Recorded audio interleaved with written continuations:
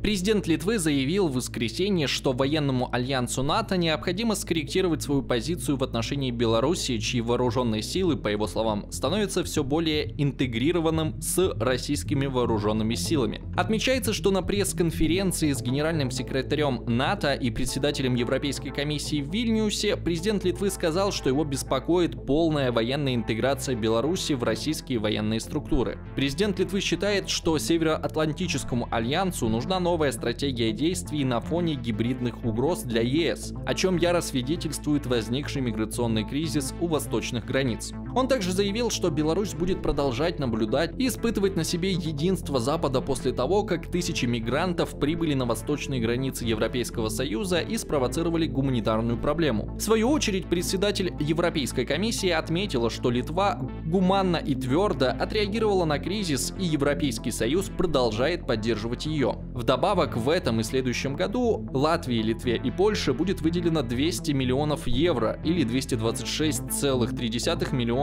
долларов из фондов ЕС на пограничный контроль. В заявлении главы Еврокомиссии говорится, что уже несколько месяцев Литва сталкивается с преднамеренной, циничной и опасной гибридной атакой. Атакой, организованной режимом белорусского правителя Александра Лукашенко. Она ставит под угрозу жизни ни в чем не повинных мирных жителей, которых заманивают границы с Белоруссией ложными обещаниями. В то же время, как Европейский Союз, так и НАТО заверили в своей поддержке восточные страны-члены ЕС, столкнувшиеся с притоком мигрантов из Белоруссии к своим рубежам. Кроме того, генсек НАТО поделился, что лидеры также обсудили необъяснимое и неоправданное наращивание России военного присутствия вблизи Украины. Он заявил, что ни один союзник НАТО не останется в одиночестве. Мы призываем Россию к прозрачности, снижению напряженности и дислокации. НАТО сохраняет бдительность, мы готовы защитить всех союзников, сказал он. Согласно полученной информации, вскоре в Латвии состоится встреча министров иностранных дел стран НАТО.